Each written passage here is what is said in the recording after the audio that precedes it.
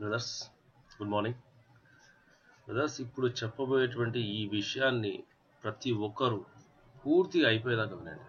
ఎందుకంటే ఇది మనకు సంబంధించినటువంటి అతి ముఖ్యమైన చాలా ఇంపార్టెంట్ విషయం.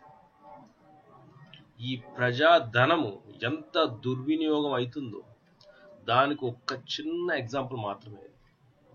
కాబట్టి బ్రదర్స్, ప్రతి ఒక్కరు ఈ విషయాన్ని క్షుణ్ణంగా విని ప్రతి ఒక్కరికి, ఈ దేశంలో ప్రతి ఒక్కరికి చేరే విధంగా మీరు షేర్ చేస్తారని, కామెంట్ చేస్తారని ఆశిస్తూ, కోరుకుంటూ ఈరోజు ఈ విషయాన్ని మేము ముందర పెట్టబోతాం. మన దేశపు పార్లమెంట్, న్యూఢిల్లీలో ఉన్నటువంటి పార్లమెంట్లో ఒక క్యాంటీన్ ఉంది. ఆ క్యాంటీన్లో ఉండేటువంటి రేట్లు మీకు ఇప్పుడు చెప్తాను. టీ 1 రూపాయి, సూపు 5 రూపాయలు, దాల్ అంటే పప్పు 1.5 రూపాయి, మీల్ అంటే అన్నం 2 రూపాయలు, చపాతీ 1 రూపాయి, చికెన్ 24 రూపీసు, దోశ 4 రూపాయలు, వెజ్ బిర్యానీ 8 రూపాయలు, ఫిష్ 13 రూపాయలు, ఫ్రూట్ సలాడ్ 7 రూపీసు, పాయసం 5 రూపాయలు. అంటే వీళ్ళకు ఎంత తక్కువ ధరలో ఇక్కడ వచ్చేసి భోజనాలు, టీలు కానీ, సూపులు కానీ ఇవన్నీ ప్రొవైడ్ చేస్తా ఉంటారు. అంటే ఇది ఒక సబ్సిడీలో మీకు ఇస్తా ఉంటారు. సబ్సిడీ కావాల్సింది ఎవరికి? బీద వాళ్ళకు, ఆర్థికంగా వెనకబడిన వాళ్ళకు, అభివృద్ధి రేఖకు దిగువన ఉండే వాళ్ళకు. మీరు ఎంత పేదవాళ్ళు? మీరు ఏం తినేదానికి మీ దగ్గర తిండి లేదా? అడుక్కుంటా అంటారా? ఎవరి డబ్బు ఇదంతా? ఎవరబ్బ సొత్తు ఇదంతా?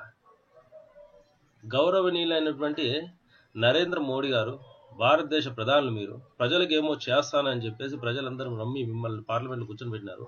మీరు ఈ విషయం గురించి చర్య తీసుకోవాలి. ఇప్పుడు ఒక్క విషయం అడుగుతాను నేను.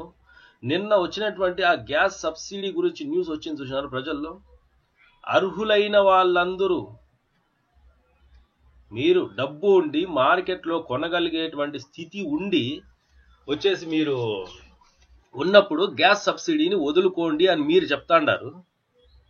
దాని ద్వారా 100 కోట్ల రూపాయలు వస్తాయి. ఆ 100 కోట్ల రూపాయలు మళ్ళా మేము తిరిగి ప్రజలకే ఖర్చు పెడతాండాము అని చెప్పేసి మీరు అంటున్నారు. అయితే నరేంద్ర మోడీ గారు ఒక్క విషయం అడుగుతున్నాను. వీళ్లకు మార్కెట్లో గ్యాస్ సిలిండర్ మాత్రమే కొనగలిగేటువంటి స్థితి ఉండి ఆ సబ్సిడీని వదులుకోమని అంటాండారే, మీరు ఈ సబ్సిడీని మీరెందుకు వదులుకోకూడదు అని నేను అడుగుతాండా.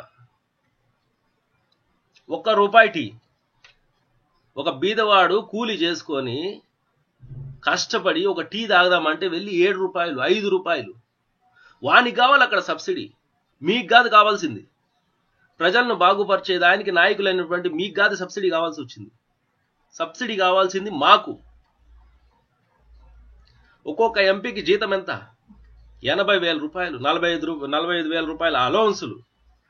ఒక్కొక్క రోజు పార్లమెంట్కి పోతే 2,000 రూపాయలు మళ్ళీ స్పెషల్గా. మళ్ళీ ఇది కాక వాళ్ళకు వచ్చేసి ఎయిర్ ట్రావెల్ 34 సార్లు విమానంలో ప్రయాణించవచ్చు. వాళ్ళ భార్య అయితే 8 సార్లు ప్రయాణించవచ్చు. ఏసీ రైల్లో ఫస్ట్ క్లాస్లో వాళ్ళు ఎన్నిసార్లు అయినా వెళ్ళవచ్చు. టెలిఫోన్ బిల్లు ఫ్రీ, నీటి bill free, current bill free, accommodation free. దాని తర్వాత కారు కొనుక్కోవాలంటే 4 లక్షలు. కాన్స్టిట్యూషన్ అభివృద్ధికి మళ్ళా వేరే ఫండ్. ఆ ఫండ్లో మీరు ఎంత ఖర్చు పెడతారు, లేకపోతే ఎవరికి ఖర్చు పెడతారు, అది ఎవరికి తెలియదు. ఎక్కడ పేదవాళ్ళయ్యా మీరు? ఎంత పేదవాళ్ళని మీకు సబ్సిడీ? మీకేమైనా తెల్ల కార్డు ఉండదా? కూలి చేసుకుంటా అన్నారా? మీకెందుకు ఈ సబ్సిడీలు? మీరు అడిగే వాళ్ళు లేరనా? దీనికి వచ్చేసి ప్రజలకు మీరు సమాధానం చెప్పాలన్నా వద్దా? సిగ్గు లేకుండా శాసనసభలో ఎంపీలకు, ఎమ్మెల్యేలకు జీతం పెంచాలంటే సిగ్గు లేకుండా ఈ మాదిరి మీరందరూ చేతులు ఎత్తినారే జీతం పెంచాలని చెప్పేసి. ఆ బిల్లు ప్రవేశపెట్టినప్పుడు ప్రతిపక్షము, విపక్షము, స్వపక్షము, ఆ పార్టీ, ఈ పార్టీ, ఏ పార్టీ అని తేడా లేకుండా అందరూ సిగ్గు లేకుండా ఇట్లా చేతులు పైకి ఎత్తినారే. సిగ్గుండక్కర్లా మీకు? ప్రజలు ఇక్కడ ఎంత కష్టాలు పడతా అంటే వాళ్ళకి వచ్చేసి వాళ్ళకి ఏదైనా బిల్లు పెట్టినప్పుడు మీరు కొట్టుకొని చేస్తారు, కుర్చీలు ఇసుకుంటారు, ఒకరికొకరు చెప్పులు చూపించుకుంటారు. మీరు రౌడీలా? ఏ విధమైన నాయకులు మీరు? ఒక్కొక్క ఎంపీ పైన ప్రభుత్వము ఎంత ధనం వృధా చేస్తుంది. రాజ్యసభలో 230 పైన వచ్చేసి ఎంపీలు, ఈడ లోక్సభలో వచ్చేసి 545 మంది ఎంపీలు, మొత్తం 700 పైన ఎంపీలు చిలుకు.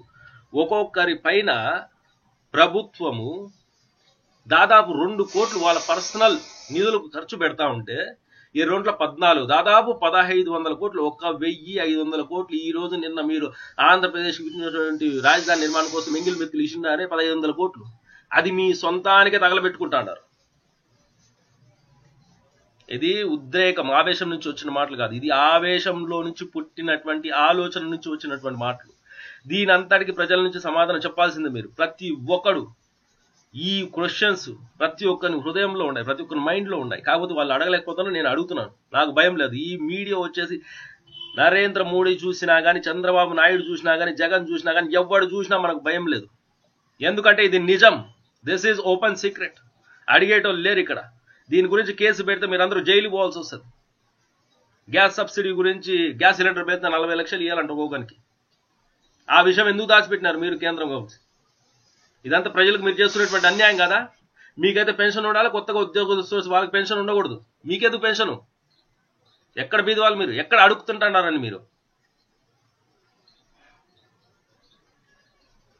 100 కోట్ల రూపాయలు మీరు ఈ గ్యాస్ సబ్సిడీ నుంచి సేవింగ్ చేస్తారయ్యా, అది ప్రజలకు పెడతారు.